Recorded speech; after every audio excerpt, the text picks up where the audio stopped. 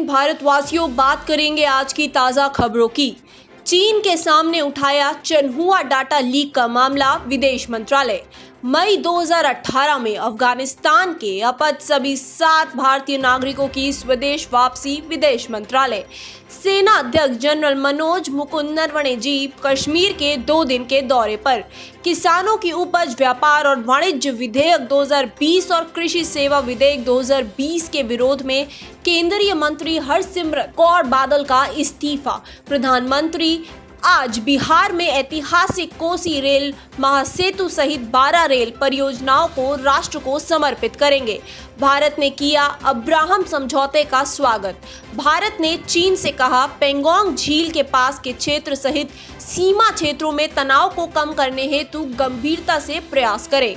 खेल मंत्रालय ने 8 राज्यों में खेलो इंडिया राज्य उत्कृष्टता केंद्रों को उन्नत बनाने का निर्णय लिया। आइए देखते हैं सभी खबरें विस्तार से।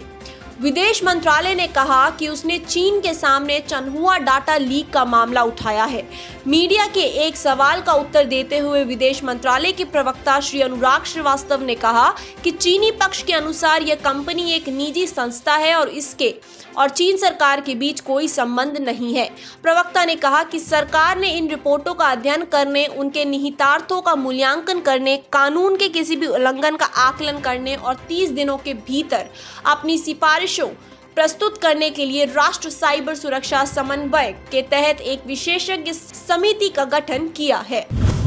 विदेश मंत्रालय ने कहा है कि मई 2018 में अफगानिस्तान के अपहृत हुए सभी 7 भारतीय नागरिकों को सुरक्षित स्वदेश वापस लाया गया है। मीडिया के सवाल के जवाब में विदेश मंत्रालय के प्रवक्ता अनुराग श्रीवास्तव जी ने बताया कि भारतीय नागरिक इस महीने की 12 तारीख को अफगानिस्तान से भारत लौट आए हैं।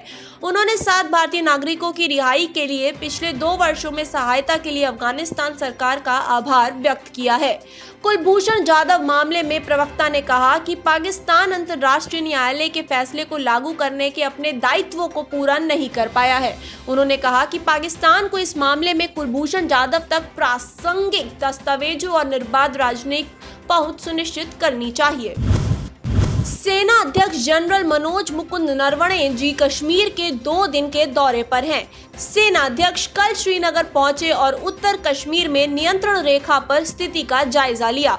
ऊंचाई वाले क्षेत्रों में तैनात सैनिकों के साथ बातचीत में उन्होंने सैनिकों के उच्च मनोबल की सराहना की और पाकिस्तान द्वारा संघर्ष विराम उल्लंघन पर उनकी जवाबी कार्रवाई की प्रशंसा की।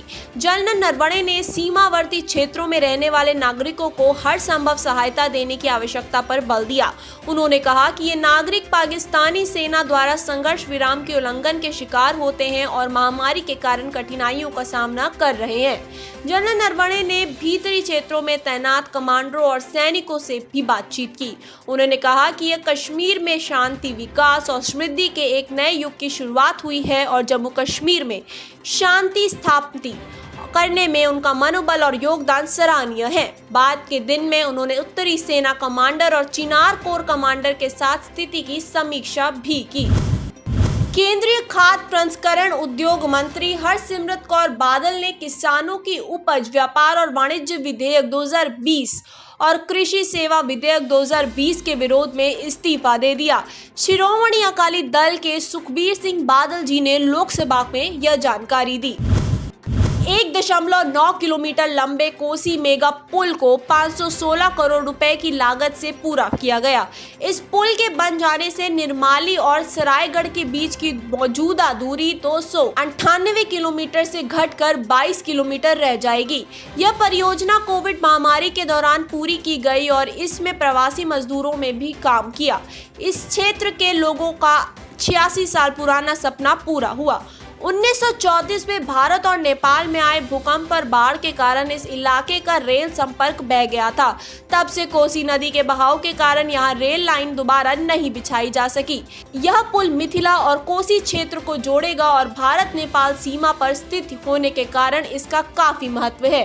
कोलकाता, दिल्ली और मुंबई जैसी लंबी दूरी की यात्राओं के लिए भी इसका प्रयोग किया जा सकता है। प्रधानमंत्री सरहसा आदमपुर कुपाहा सेक्शन पर सुपौल रेलवे स्टेशन पर डेमो ट्रेन की भी रवाना करेंगे। प्रधानमंत्री द्वारा जिन 12 परियोजनाओं का उद्घाटन किया जाएगा उनमें से 2 नई रेल लाइनें, 5 विद्युतीकरण परियोजनाएं, 1 इलेक्ट्रिक लोकोमोटिव शेड और बाढ़ तथा बख्तियारपुर के बीच तीसरी लाइन की परियोजना शामिल है। भारत ने इस्राइल, संयुक्त अरब अमीरात, बहरीन और अमेरिका के बीच हुए अब्राहम समझौते का स्वागत किया। मीडिया ने एक प्रश्न के उत्तर में विदेश मंत्रालय के प्रवक्ता श्री अनुराग श्रीवास्तव ने कहा कि भारत ने पश्चिम एशिया में हमेशा शांति और स्थिरता का समर्थन किया। उन्होंने कहा कि भारत परंपरागत रूप से फलस्तीन का समर्थन करता रहा है और आशा करता है कि जल्द ही सीधी बातचीत से दोनों देशों में स्वीकार्य हल मिल सकेगा। भारत ने चीन से कहा कि वह पैंगोंग झील के पास के क्षेत्र सहित सीमा क्षेत्रों में तनाव को यथाशीघ्र कम करने के लिए गंभीरता से प्रयास करे। विदेश मंत्रालय के प्रवक्ता श्री अनुराग श्रीवास्तव ने नई दिल्ली में वीडियो कॉन्फ्रेंस के माध्यम से आयोजित पत्रकार वार्ता में कहा कि भारत उम्मीद करता है कि चीन वास्तविक नियंत्रण रेखा का गंभीरता से सम्मान करेगा और यथास्थिति को एक तरफा बदलने का आगे कोई प्रयास नहीं करेगा। उन्होंने कहा कि भारत कूटनीतिक और सैन्य माध्यमों से चीन के साथ शांतिपूर्ण बातचीत का पक्षधर है।